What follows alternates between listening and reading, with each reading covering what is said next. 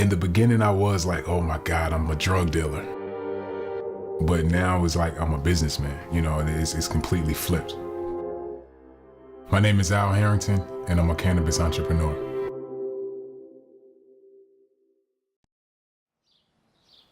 Come on, Lay, we're gonna play basketball. Come on, booby. We gonna play some ball? Ooh, yeah, ball. Come get some. Come get some. Come get some. My former profession, I was an NBA basketball player for 17 years. Came straight out of high school. Here's a pair of Jordans that Jordan gave me when he played in Washington. Obviously, I came in the league when he had retired the first time when he came back. This game was a pretty good game for me. I think I had 37 this game. He had 41 and he won. So he sent good luck, keep playing hard. And I didn't even ask for the shoes. How I started using cannabis is when I was playing for the Denver Nuggets, I had a botched knee surgery that I got a staph infection. Ended up having to get 4 more surgeries after that just to clean the infection out. You know, I was on all kind of pain meds. This lady that runs this university, she was seeing all the medicine I had on the thing and she was just like, Al, have you ever tried, you know, CBD? And I was just like, nah, I never really tried. So she gave me a couple things to try and I immediately felt the difference. I'm playing D, what you gonna do? What you gonna do? Get that out of here. You know, we come from the old school of not snitching and different things like that, but, you know, I would say there's probably over 70% of athletes in all major sports that smoke marijuana. I think it's that big. Not only the players, I think the coaches consume, I think the owners consume. I think in sports it's very prevalent and it's right there. So it's just like about the right people coming out and speaking on it. And I guarantee it's gonna be, you know, it's gonna be like people using Vicodin and everything else. I have $3.5 million invested in my company. Started off as an investor in Colorado. Secured a farm in Oregon. We have a 50,000 square foot building in Michigan. We plan on putting anywhere between 800 to 900 lights in this facility. We're working on a deal in Jamaica, then we're working on a farm here in California. Well, I made my way into the cannabis business because of my grandmother. Her name is Viola Harrington. Viola is the name of the company.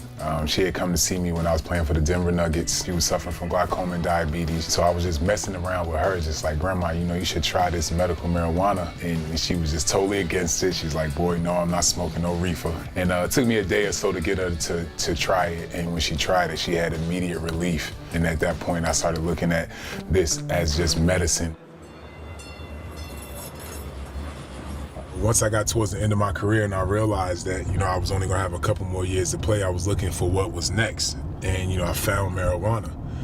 And, you know, it's been great for me. I think it helped me transition out of the game a lot smoother than a lot of other guys. I feel like if I didn't have this business, I'd probably be playing overseas or trying to get back in the NBA and in the D League or something like that, you know what I'm saying?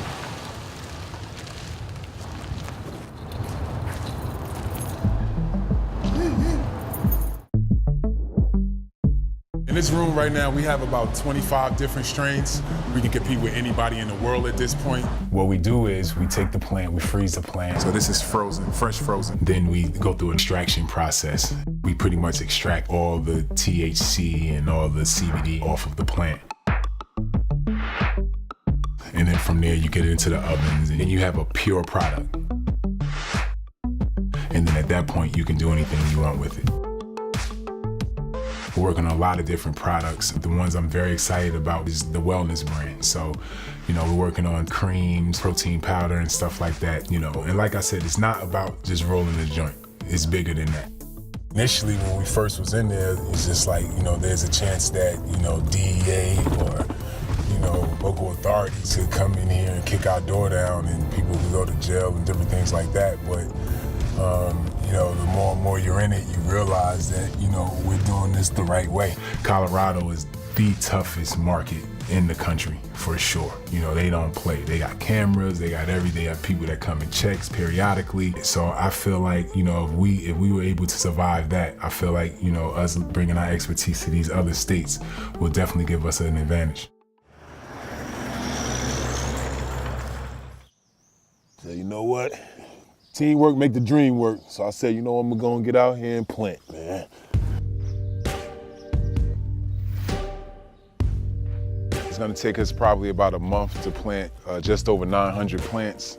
You know, by the time they're fully grown, we won't even be able to walk through these rows. Currently, right now, I travel more than I did when I played, which is kind of bizarre because I thought that an NBA schedule was nothing that could match that. I try to get to each property at least twice a month. So that's a goal of mine usually. So to balance family life and work life, I try to do 2 weeks out the house and 2 weeks at home. Nice shot, Booby, nice shot. Well, my family's very supportive of pretty much anything I want to do. And I think the reason why is because they know when I put my mind to something, I'm gonna make it happen. Obviously, you know, when I started investing, the amount of money I started investing, you know, my wife definitely sat me down and said, are you sure? Do you know what you're doing? You know, my daughter asked me something the other day about it, you know, and, you know, she caught me so off guard, I didn't know what to say. And I said, well, Daddy consumes cannabis because Daddy played a long career. Daddy has a lot of aches and pains. Daddy has a bad knee. What you saw Daddy smoking is like his medicine. It's tough. I mean, they're so young, I don't think they fully grasp it. By the time they're 10, 11, 12 years old, and I'm in the industry that long, it'll be so normal, it won't be a big deal to them. Hey, Trey!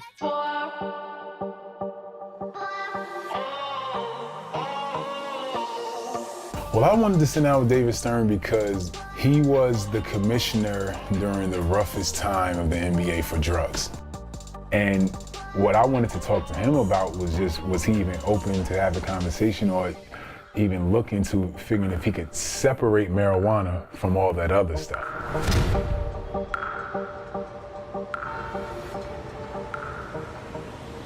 David, I would like to thank you for taking out this time to come and sit and talk with an old man.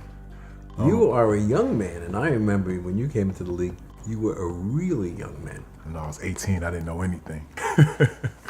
So first question is, during your time as commissioner, how would you describe the public's perception of marijuana use amongst players? Well, I would say that it was sort of generally known at some point until we tightened the rules that a lot of our players were smoking a lot of marijuana. In fact, some of our players came to us and said, some of these guys are high coming into the game, but we began tightening it up, and at that time, people accepted the generally held wisdom that marijuana was a gateway drug, and that if you start smoking, you're liable to go on to bigger and better stuff. Today, like, how do you feel like the perception has changed? Like, do you feel like it's a difference? It's a completely different perception.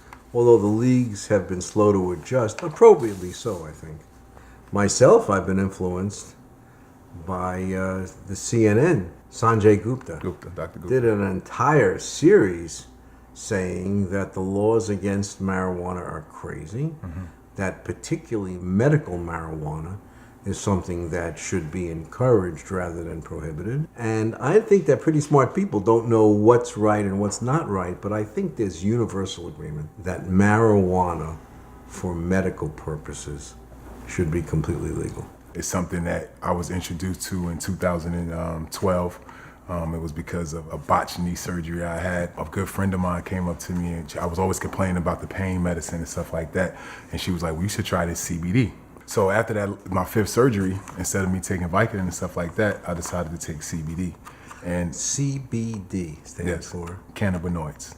So it's like the anti-inflammatory part of the marijuana plant. For me, it changed me. You know, at that point, I was able to stop taking anti-inflammatory pills and everything. I was taking CBD for like the last 3 years of my career. Were you under the supervision of a doctor at that point? I was under the supervision of a team doctor, but not for CBD, obviously. Okay. But I was self-prescribing myself through people in the industry. Okay. And that they told me that it wouldn't show up on the test, which it never did, because I've never ever been in the program, you know, in my 16-year career. It's interesting. So I was able to use the plant for an alternative, and which was for good. I bought something for you. Oh, okay. I actually bought some creams for you to actually try. I'm not going to get arrested on my way out. I promise you won't. All right, you promise. I put it in a bag that's, you know. Okay, it sort of looks like a bagel. Yeah, it looks perfect. Okay, that's good. That's good.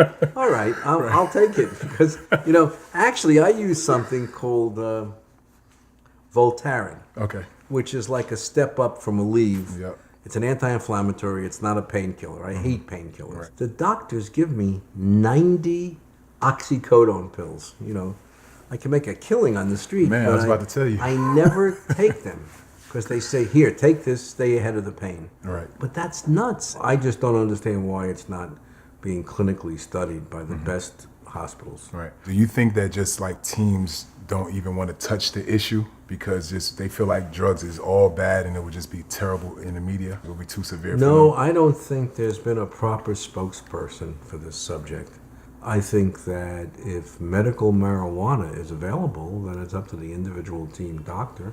You tell me it worked for you and it works for others that you know, then we should find a way to get that defined and made official, and then proceed to educating team docs. And I think all of the leagues are now appropriately focused on player training, structuring of the right parts of their body, player rehabilitation in the case of injury, player nutrition, player this, player that. This should be a part of that conversation. Can you imagine if we could create a situation where every superstar was able to play one additional year? So from a recreational standpoint, players that live in states that it's legal, what do you like? How do you feel about that? You know, it's my right because of where I live to be able to use this marijuana. And you might be violating the collective bargaining agreement, right? Right. I think we got to change the collective bargaining agreement and let you do what's legal in your state. I don't think if marijuana is now in the process of being legalized, I would think you should be allowed to do what's legal in your state. So now I think it's up to the sports leagues to anticipate where this is going and maybe lead the way. Yeah, I mean, that's the biggest challenge is how do we get to that point with our government to actually do the testing and really be invested in trying to find out if this plant really cures some of these diseases and The illnesses. reason there's no pressure to do this is that the big pharmaceutical companies haven't figured out their way to make money yet on this. But when they figure it out, there'll be clinical trials by the boatload, I promise you. I think it's a very interesting subject, and I think it's a place where the leagues have an opportunity to do something, led by their players' unions and the league offices. Go for it, Al. So let me ask you this, from being that you was on that side, what would you recommend players that, you know, feel like this really helps them and, you know, it's making a difference in the way that they feel on a nightly basis to go about trying to bring the awareness? They know how to do that. The NBA players are well represented by the National Basketball Players Association. I think they should develop with a list of things to be talked about between the two. If they're supposedly discussing whether players should be wired during games and whether that's good for their health or not, they should be discussing this. If this is, as you say it is. Did you ever feel like the NBA would prescribe marijuana, but it would be once all the tests are done? It isn't about prescribing it. It's about deciding to take it off the banned substance list because it's no different than other subjects that may work or not work with particular players. I'm now at the point where personally I think it probably should be removed from the banned list. You've persuaded me. That's huge. If you told the fans that if the players rubbed it on their knees, they wouldn't have to take a night off, that would really sound over the top. That's the okay? marketing right there.